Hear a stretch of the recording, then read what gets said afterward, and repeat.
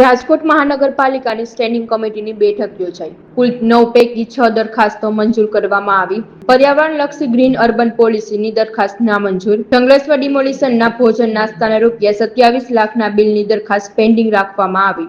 સંવેદનશીલ વાતાવરણ વચ્ચે અધિકારીઓએ કાજુ કતરી અને અંજીર રોલ ખાવા મામલે ખુલાસો માંગ્યો. ડ્રોન દ્વારા મચ્છર નિયંત્રણની દરખાસ્ત પર વધુ અભ્યાસ માટે પેન્ડિંગ રખાઈ. ખર્ચમાં પારદર્શિકતા લાવવા અધિકારીઓએ હવે 2 મહિનાના બિલ રજૂ કરવા પડશે. આજરોજ સ્ટેન્ડિંગ કમિટીની બેઠકમાં ટોટલ 9 દરખાસ્ત હતી. તેમાંથી એક ગ્રીન અર્બન પોલિસીવાળી નામંજૂર કરવામાં આવી છે અને ક્રમ નંબર 8 અને 9 એ બંને પેન્ડિંગ રાખવામાં આવી છે. પેન્ડિંગમાં એક આરોગ્યની હતી, જે ડ્રોન દ્વારા મચ્છરોનો ઉપદ્રવ અટકાવવા માટેની કામગીરી હતી, એમને વધુ અભ્યાસ માટે પેન્ડિંગ રાખવામાં આવી છે. અને એક જે જંગલેશ્વરનું ડિમોલેશન થયું તેમાં જે ખર્ચ થયો હતો નાસ્તા અને જમવાનો, તે હાલ પૂરતી પેન્ડિંગ રાખવામાં આવી છે. કારણ શું જે જંગલેશ્વરની દરખાસ્ત પેન્ડિંગ રાખી છે, કેટલો ખર્ચ હતો ને કેટલું પેન્ડિંગ? એમાં અંદાજિત ખર્ચ 27 લાખનો હતો.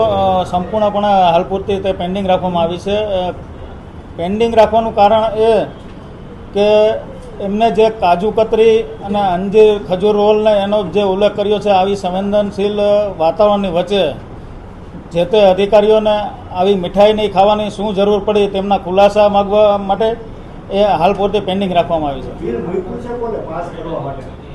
ટીપી શાખાએ આરોગ્યને મોકલ્યું હતું અને આરોગ્ય દ્વારા અમને કમિશનરમાંથી આ દરખાસ્ત આવી હતી. 6,80,000ની આરાધના ટીની ચા પણ છે. 21,000 કપ ચા પી ગયા છે, 4,000 બોટલ લીંબુ શરબત પી ગયા છે. હા, એ ડિટેલિંગ જોયું છે, એટલા માટે જ એમનો ખુલાસા માગવા માટે હાલ પૂરતી પેન્ડિંગ રાખવામાં આવી છે. કેટલા દિવસનું બિલ છે ટોટલ? ટોટલ 4 દિવસનું બિલ છે અને અંદાજિત 3500 થી 4,000 અધિકારીઓ, કર્મચારીઓ અને લેબરને બધા હતા. હરેશભાઈ, માનવતાની રીતે કહેજો, કૌભાંડ લાગે ને તમને? હાલ તો એવું કાંઈ નહીં કહી શકું, પણ તપાસને આદેશ આપ્યા છે. પુરાવા આવ્યા પછી ચોક્કસ આપને જણાવીશ. 21 રૂપિયાની ચા છે, બારી 10 રૂપિયાની મળે. એટલા માટે જ આપણે પેન્ડિંગ રાખી છે કે અમને ખુલાસા આપે કે આવું કરવાની શું જરૂર પડી.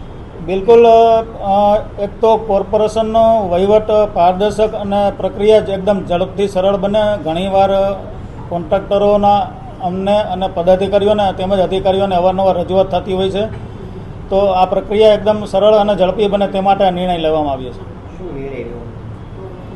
કોઈ પણ એજન્સી, કોઈ પણ કામ હોય, અધિકારીઓએ 2 મહિના સુધીમાં સ્ટેન્ડિંગ કમિટી સમક્ષ એમના બિલ રજૂ કરી દેવાના.